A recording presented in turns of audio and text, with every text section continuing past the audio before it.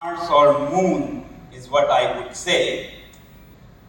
It looks very similar to this when I open my window in Ladakh. But this one actually is of the planet Mars, just to tease you. Yeah? Very, very similar it looks where I live and where we are creating an alternative university on a desert.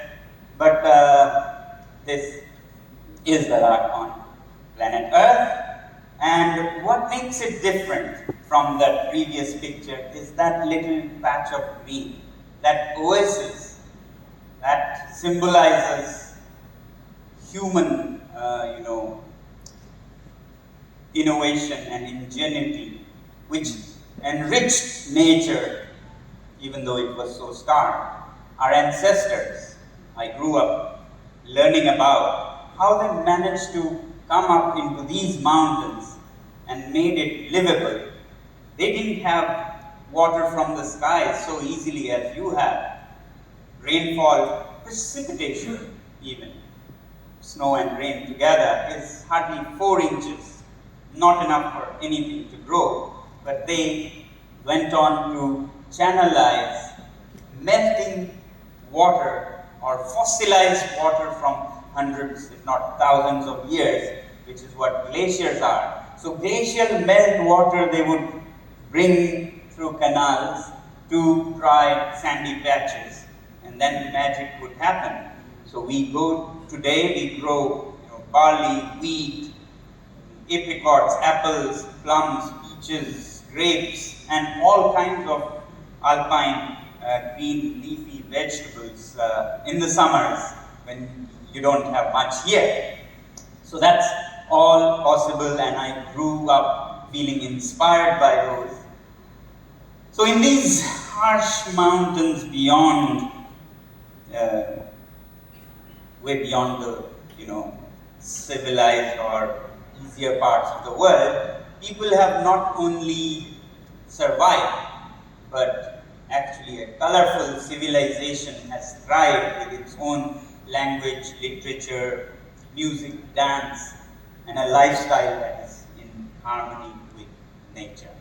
So I was very fortunate to grow up in my little village, looking at these and these inspiring me to learn, even though I didn't go to school till about 9 years of age in this little village. I won't go into that today, but some other time. I shared that in Bangalore. I thought about how Ladakh is different from what we find in the textbooks, from what we would be exposed to in the media. Our place is very different. We are a minority, I realized as I grew up. Not only linguistic, speak a language that nobody understands. We don't understand the language that is spoken in the mainland. Not only linguistic and ethnic minority, but even climatic and therefore technological minority. So you can see how simple thing like a tap, it takes a huge lot of circus to make it run, with the pipes freezing and then people having to make fire to melt it. Now it's not because there is no way to run taps at these altitudes and these temperatures.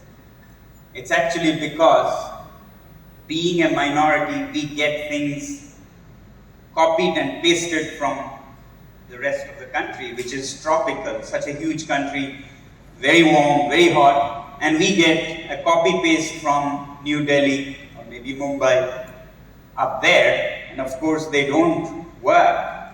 Sometimes I smile and say they don't work half the time in New Delhi also. So no wonder they don't work at all in Ladakhi winters. Now that's what we had to change. So after I got out of my own circumstances with issues of language, education, and so on, I started thinking how to change these so that we innovate, we solve our own problems in the mountains, because we won't get solutions to these circumstances from New York or New Delhi. We'll have to do it ourselves. And I saw problems all around, not just with taps, but bigger and more crucial was what children went through in their schools. Oops, sorry. I saw as a teenager, when I was in my engineering college, some incident in my life, and I decided to support the finances of my engineering myself and not take it from my family. And while doing that, I had to teach students to support my own finances, and I came face to face with this situation where children were failing left, right, and center. 95% of the students were failing repeatedly in the 10th grade board exams. And again, while people were blaming the children for being bad in education, or even almost retarded, they would consider, teachers who came from across the mountains from Kashmir or Jammu would blame the students. But we said, no, it cannot be the products. It has to be the system when it is that pathetic. So again, it turned out that because we are up in the mountains, tiny minority, what is in the textbooks doesn't make any sense to the children. Little children who speak only Ladakhi are entering schools that run in Urdu, because we used to be in Jammu and Kashmir, or in English, makes no sense, and are taught about things that they can't relate.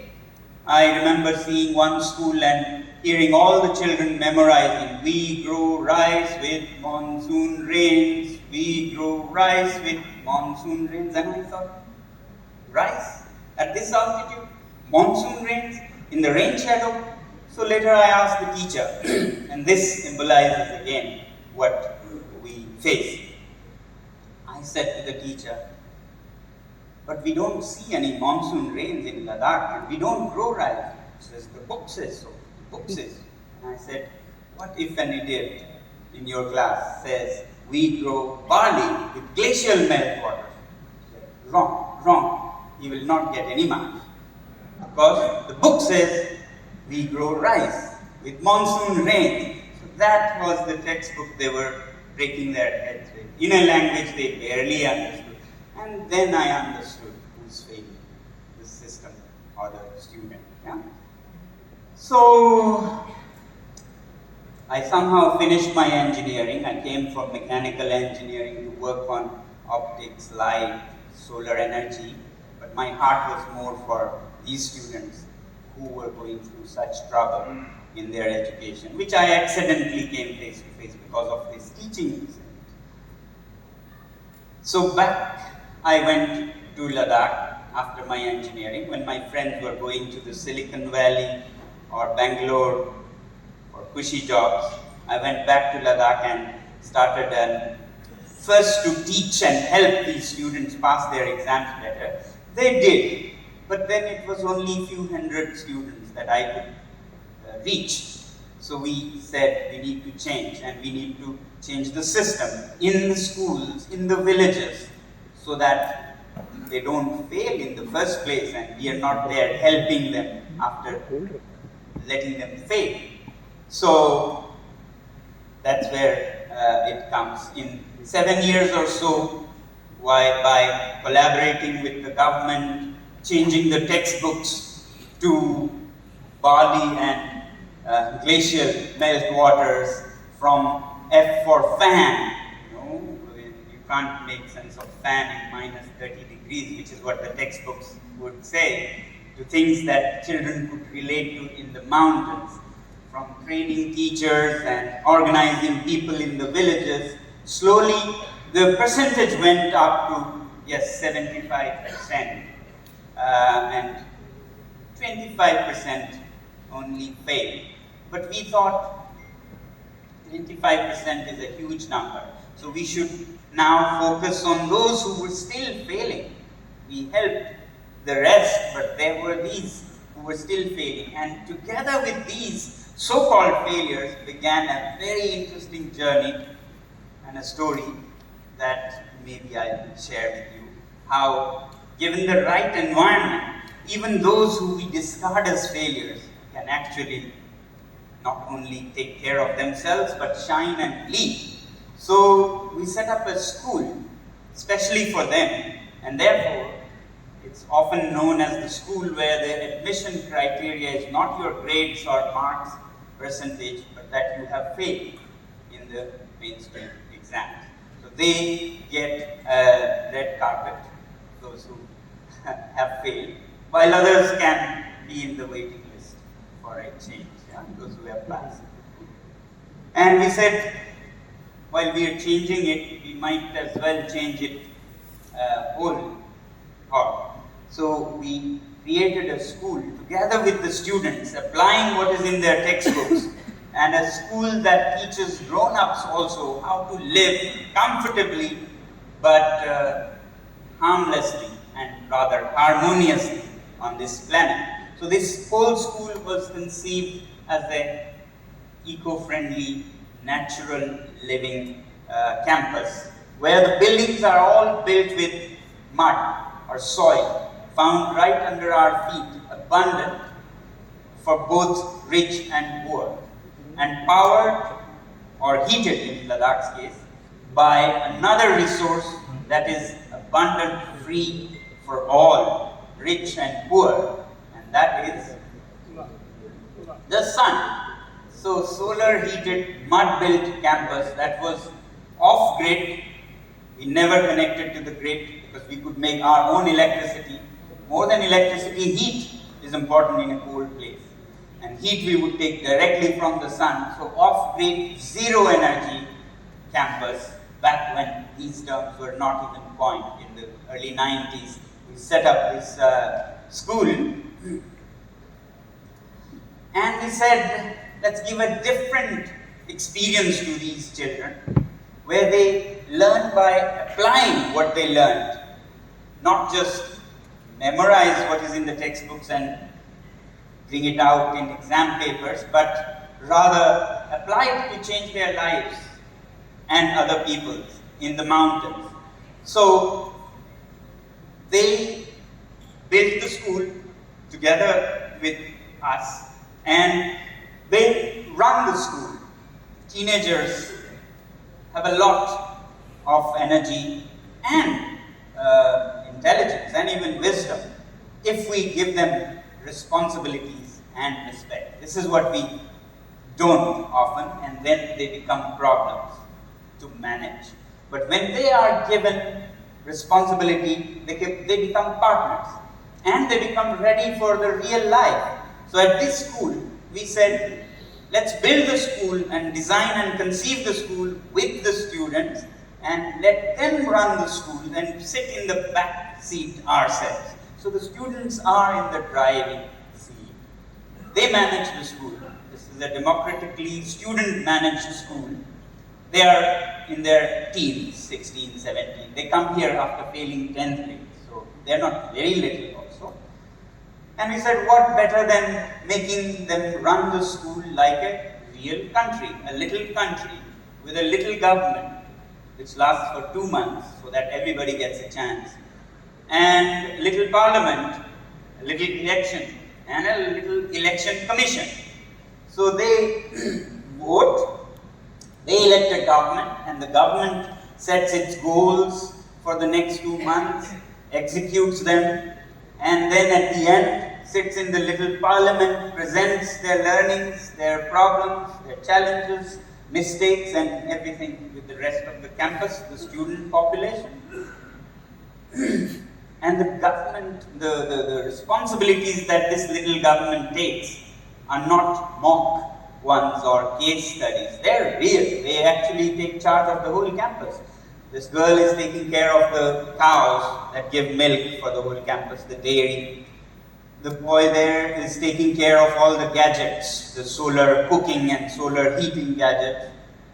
The others take charge of organic farming, and the solar power plant that powers the campus, greenhouses that give green veggies in the middle of winter. But they also relate it to what's in the textbooks. The girl uses statistics to track the productivity of the cows with milk, and makes use of histograms and bar charts and pie charts and so on. There comes statistics alive. The girls who produce vegetables sell their product to the campus kitchen at a selling price and work backwards to find the cost price, and practically learn that profit is equal to selling price minus cost price, rather than just memorizing something. And other more complex concepts like germ theory or microbial theory or biotechnology, which later becomes, they would learn by putting their learnings to, for example, apricots, which have a short shelf life of maybe 2 weeks, and they all go waste. So they would make jam in their science class, a whole jam picnic, making hundreds of bottles of jam, and see that their lessons are helping the apricots last for 2 years rather than 2 weeks. And they make a lot of money selling these jam bottles to various restaurants or people, and when they collect that income, they learn economics. And with the funds raised, they go on a tour across the Himalayas and learn geography along the way. So as they engage, they learn, and when you learn this way, you don't forget. So we always say, rather than scolding our children for forgetting their lessons, let's make the lessons unforgettable.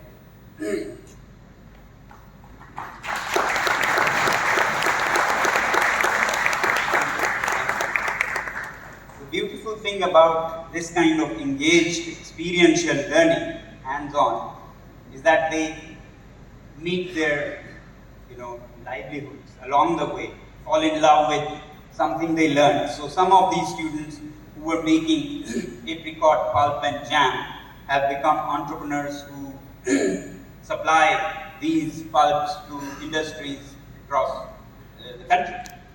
Others who were taking care of visitors to the school have become famous women entrepreneurs who run travel companies. Yet others go back to their villages to add value to, say, yak, dairy, or milk, and cheese, and so on. Around here, I always share some, stars among Ladakhi youths. This is Rixin. He became the education minister at 27. Young people follow him. This is Tanzin. He is famous documentary filmmaker, winning awards across continents. And this is Tinless, a woman entrepreneur who some time ago got the Nari Shakti Award from the President of India. And I ask people, what do you guess would be common among them? Some say if they go to some special school or come from special families or so on. And actually, what is common among them is they have been failures and repeated failures in their normal schools. Yeah, 5 times, 4 times, and 3 times. You can imagine with 5 times failure in a school that is for those who have failed. That's a red carpet, no? So, of course, he got selected, did very well, and went to a journalism school, became a very fine journalist. Before that, he had not only failed, but been kicked out of schools. And then his people wanted a leader in a very, very remote village, tiny remote village.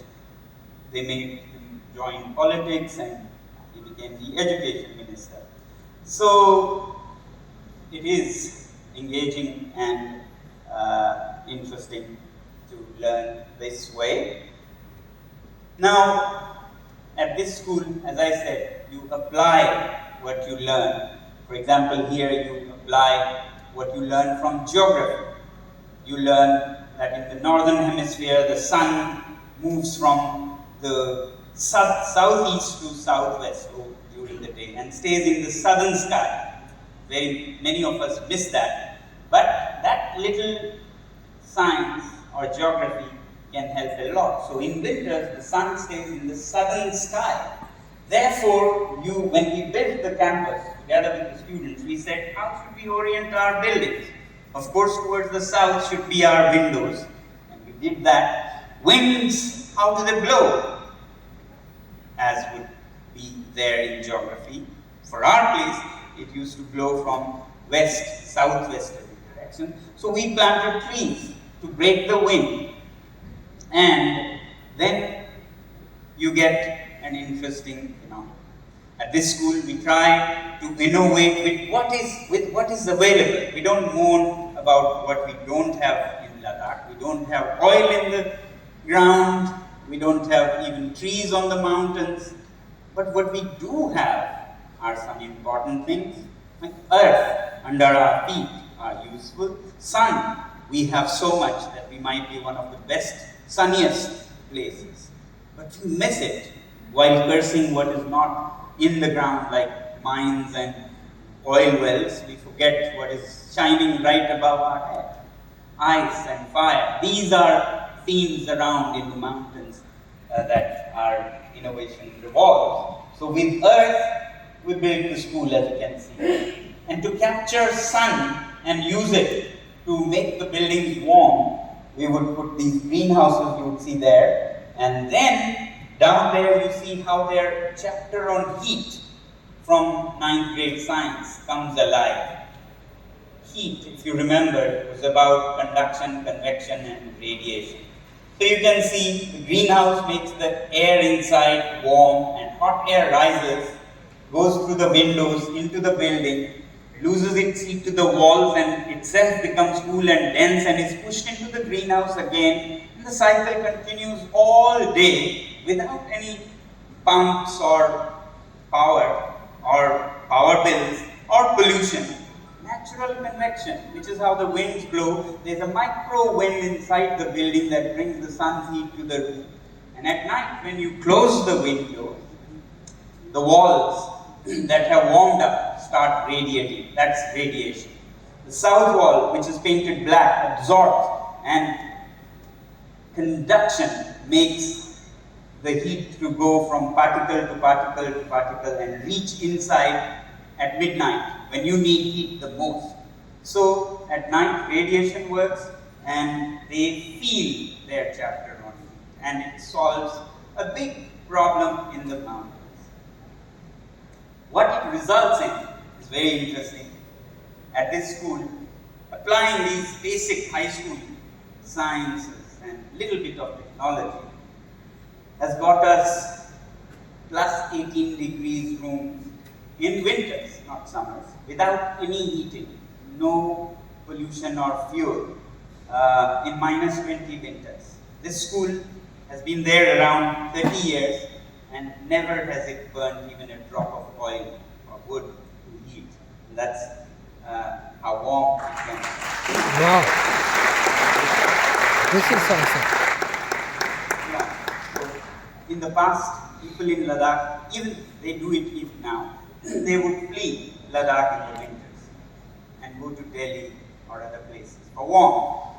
But actually, with these buildings, they are much warmer than Delhi would be in winters. If you know, Delhi go to 8, 9, 10 degrees, and here it is 18 degrees. So that's why I always say when I go to Delhi in January, I feel cold.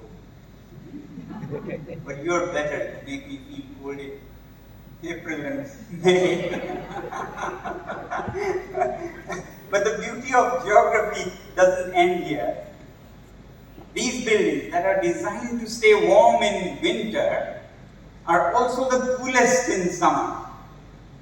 I leave you to guess and remember your high school geography and say why. Why should they be coolest in summer? Some ask, if it is so warm in winter, are they too hot in summer? No, they are the coolest. If you like, I can answer later. But anyway, so after making these little things along the textbooks in high school level, we said we need to do further R&D and share it with wider public in Ladakh. And therefore now we have set up an alternative university to do more serious research and make lives better for more than just the students and the school. I'll come to that later. But at this Himalayan Institute of Alternatives, we've been doing research on how to make warm buildings for these very cold places. And some very interesting results were found from the prototype buildings that you just saw. These are the 4 prototype buildings. We monitored minute by minute over 2 winters, 2019 and 20 and 21 winters. And this is what we found. You see the orange line above? It's the passive solar heated building that you saw. It stays between 18 and 25, 90% of the time in January, the coldest month in the coldest part of the country. Yeah?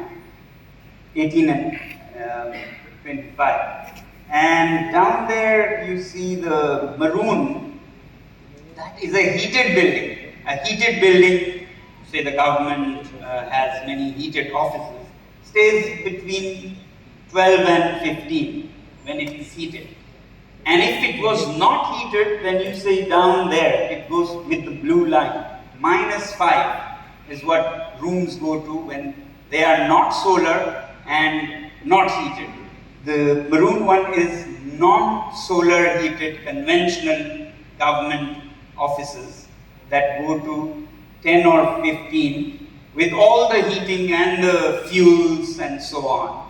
And the solar one stays a comfortable, like anywhere in the world, with no pollution, no expense, and so on. Now, let me share the beauty of this. How does it happen? We came up or rediscovered this material that is made from straw and clay. Like you have heard of many fiber reinforced products like FRP, fiber reinforced plastic, or carbon fiber. They sound glamorous, but ours is a humble straw reinforced clay. Yeah? Still fiber reinforced product. The straw comes from Punjab, where it is burned. Some 30 million tons are burned to the distress of cities like Delhi. So we rescue the straw from Punjab from being burned and take it to Ladakh. We are developing innovative ways of taxing trucks to carry some of these light straw. This is not the one, but we are.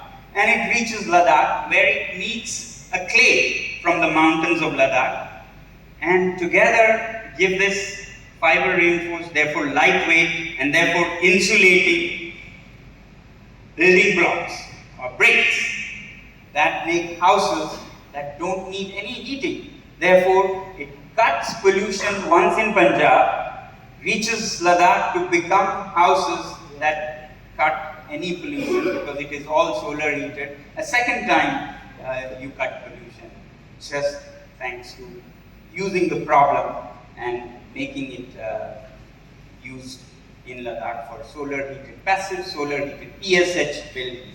So that's how we use it. And therefore now we're saying, okay, local people, we have started helping, but they don't burn so much. They burn a little for cooking and heating combined. But where much pollution happens is in the military presence all along the borders, where soldiers from tropical warm places have to be posted in these very cold places. So you can imagine how much oil and fuel has to be burned. So we have been now sharing our technology with the Indian Army to build shelters all along the borders, and for the generals and to soldiers that would need no fuel to heat. This will not only cut pollution, but you can imagine it will cut dependence on some oil supply, which is a great threat for the strategic area. The enemy can freeze you. They can just cut your supplies and freeze you to death. And worse still, there are so many fire accidents when you burn kerosene and things. More soldiers die of accidental fire than enemy fire. All that is gone with these kind of buildings, which are harmonious, tradition, technology, and human comfort for ecology, economy. Now, these buildings here you are seeing is at the headquarters for top leaders of the Indian Army, and we are building the same, not just for the generals, but also for the soldiers. By the way, General Bipin Rawat had just visited this few weeks before he passed away, and it was such an honor to have him. And I was touched that the Indian Army presented me a picture of that in memory of this great soldier we had. Anyway, I was coming to this. This is on the zero border with Tibet or China, where it is minus 30 degrees, and we again monitored, and they have been between plus 12 and plus 50. Now that's a good temperature when your soldiers want to be ready for battle outside in the minus 30 degrees. Yeah?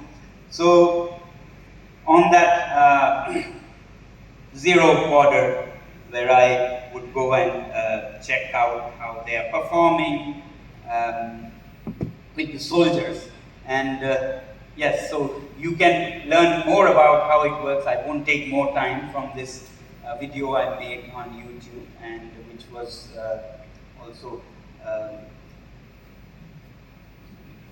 tweeted by Mahindra. And for the Indian Army, we have been sharing this technology, thereby making huge impact, hopefully, as it is adopted by such a huge army. And we hope that when it is about environment, we should hope that Pakistani army, Chinese army also adopt similar things, because when it is pollution, it doesn't recognize borders. Yeah?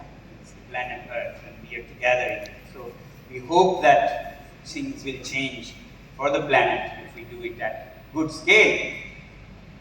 Now, coming back to some other solutions to mountain people's challenges, like the cold winters, how we can collaborate and solve and use the problems to our advantage. Another small example that I'll share with you.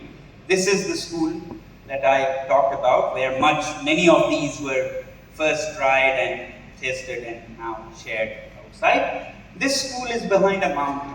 You can see the base of that mountain, and it doesn't receive any internet connectivity, or almost none. That was fine for us. We didn't care much. But now with the pandemic, as you know, everything is online. So we were missing something, we thought. But we had no way to connect, because in the mountains, when you are behind a mountain, signals, you are in the shadow, and that becomes a huge problem. So another example of how we made our challenge, our adversity, our strength. So the mountains made us, struggle. And the mountain, you can see behind, is a huge mountain.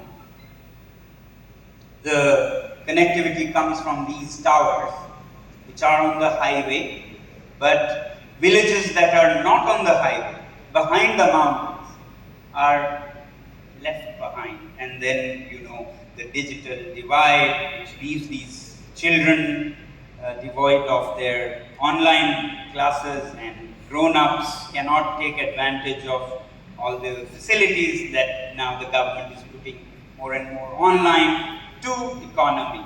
I'll come to that. So the towers are behind. And I've always been wondering and questioning. To question is another thing. Foundations of problem solving. Why do we need these towers anyway on the highway when you have super towers all around in Ladakh? Do you see some super towers? Do you see? The mountains. They're so much taller than any of these toy towers by mountain standards. Why do you do these towers in Ladakh? And I started asking telecom companies, why do you do towers when you are in a mountain region? I said, we don't know otherwise. We've always done with towers. And then I said, why don't you make the mountains your towers? You have much taller, that's what you need. That's why you go 10 stories, 12 stories. You have 100-story towers. Why don't you use?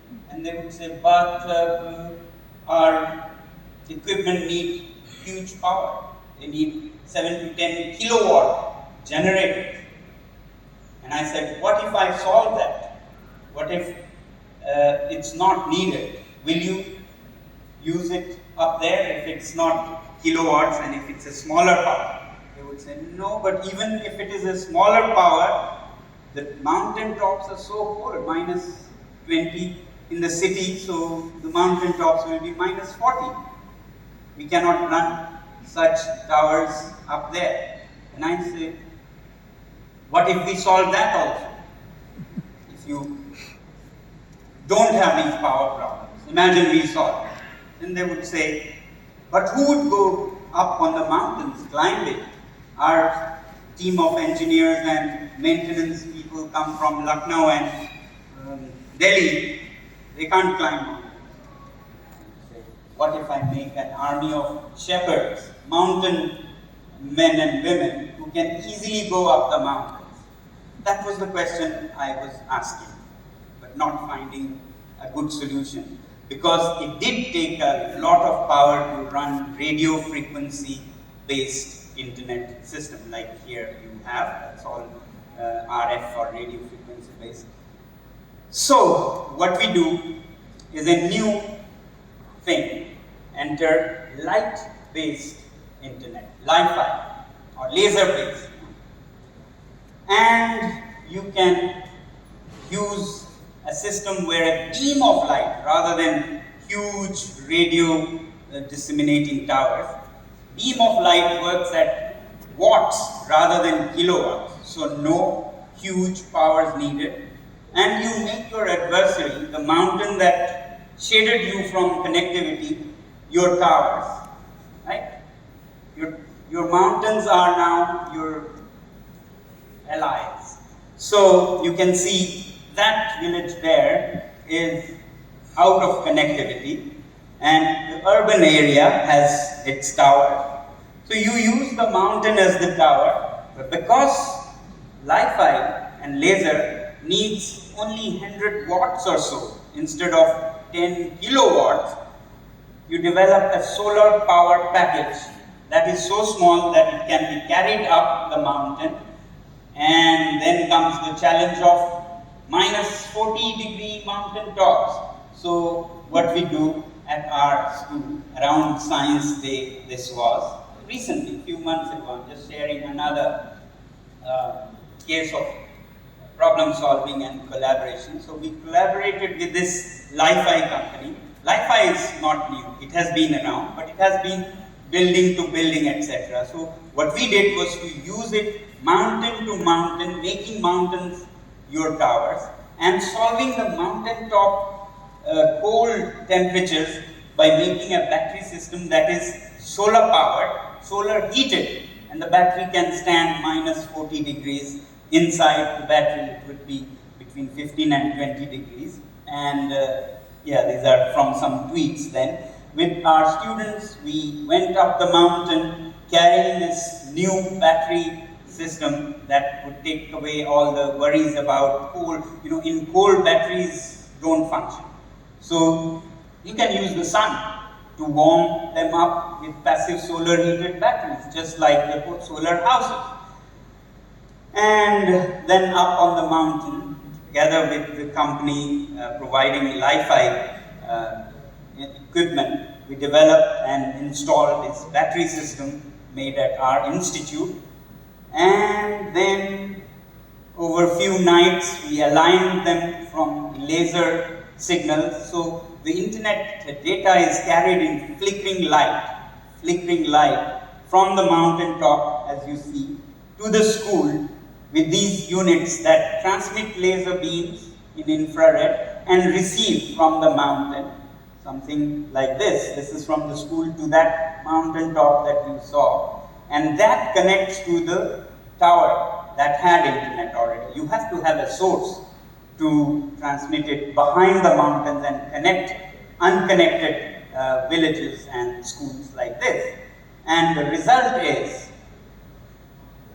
this was when I tested finally, 262 Mbps at this school which was never connected.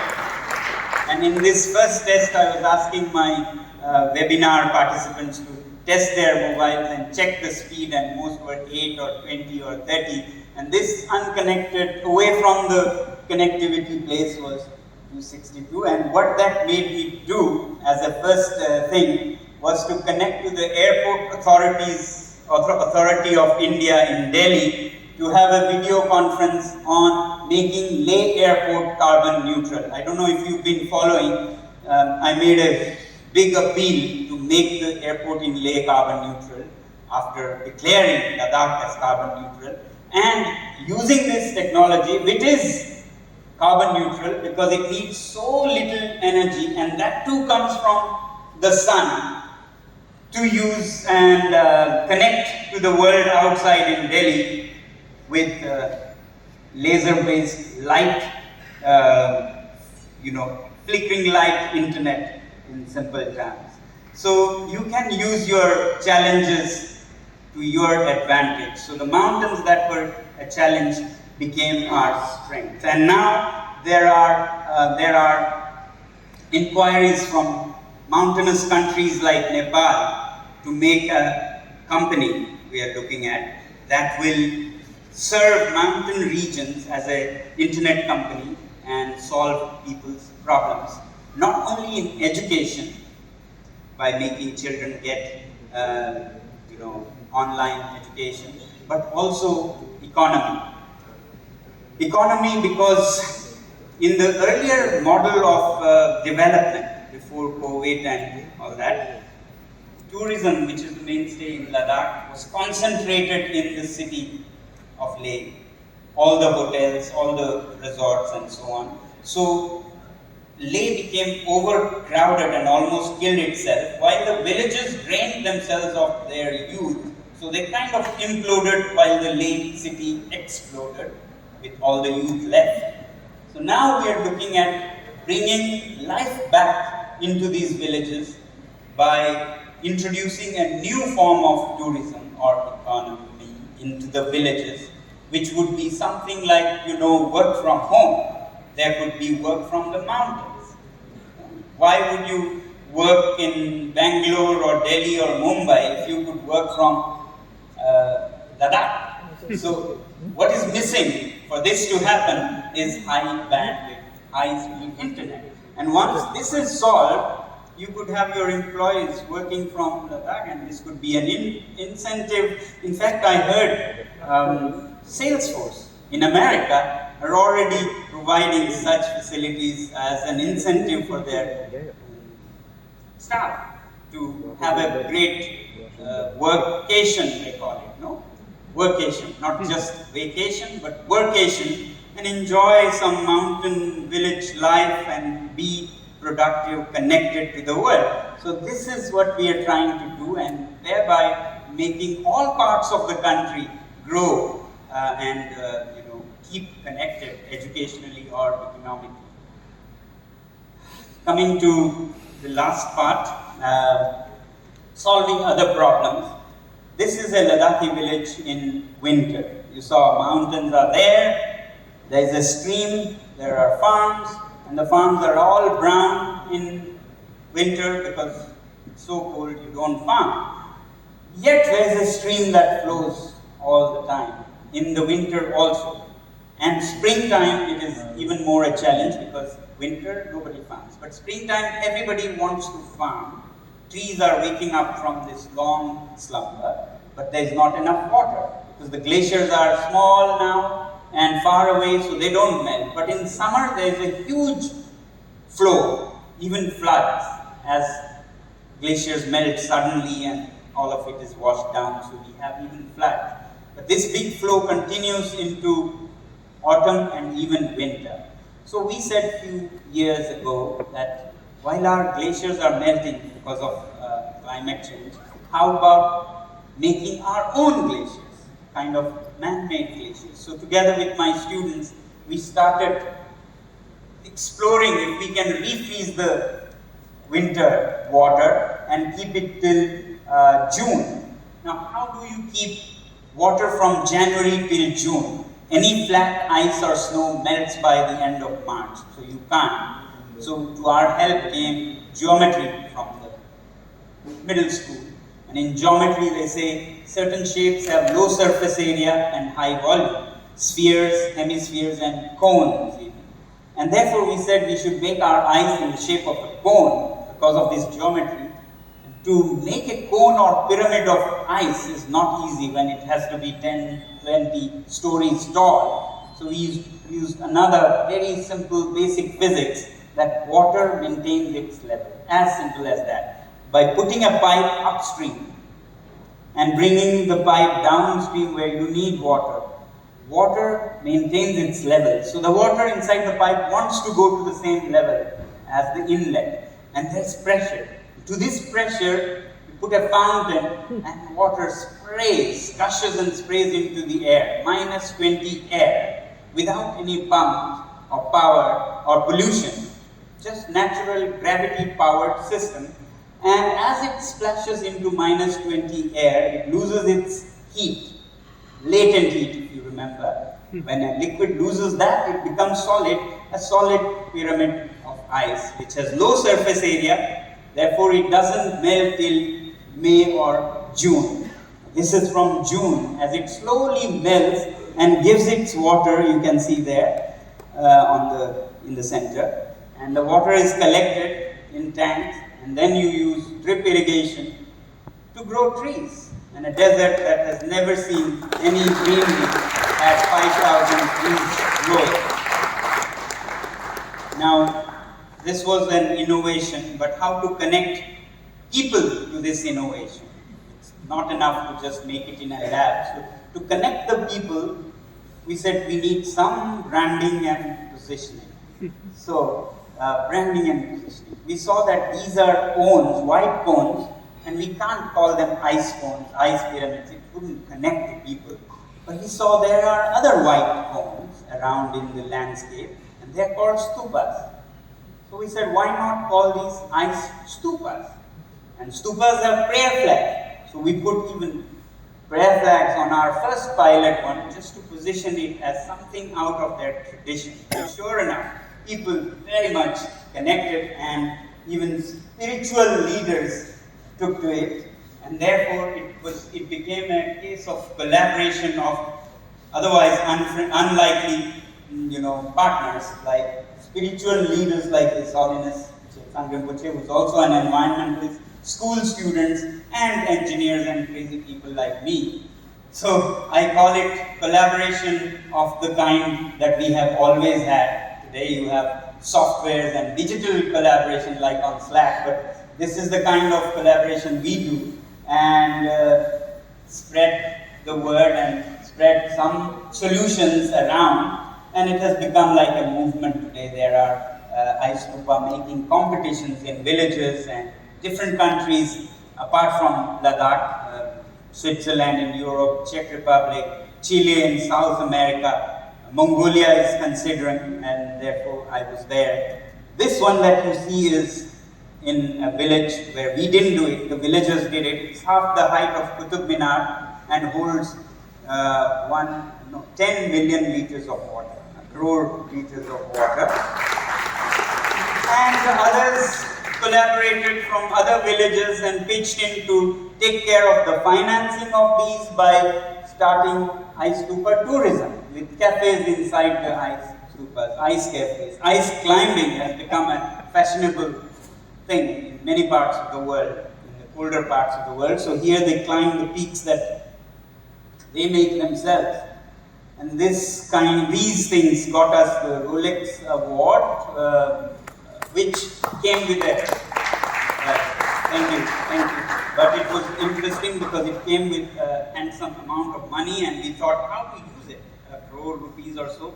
It's not small, but it's not very big. So we said, why don't we collaborate again with the world? So like in the past, stupas were built by all the villagers coming together to do Shram Dan, as we know in India. Yeah? So why not do the modern digital Dan, Shram Dan or Dan? And therefore we started a crowdfunding campaign where the 1 crore from the award became the seed, and then people around the world, from students of 7th grade to people who could contribute 50 rupees to 5 lakhs, whatever, and with that we started a university, an alternative university that will make it possible for all young people, not just few crazy people like us, to apply what they learn in life and change things around them.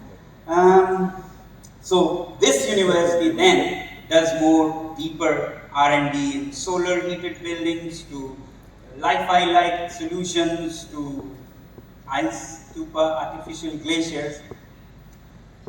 But, and the but is a big but, and the but is that with these ice stupas or universities, we are not going to solve our problem of melting glaciers.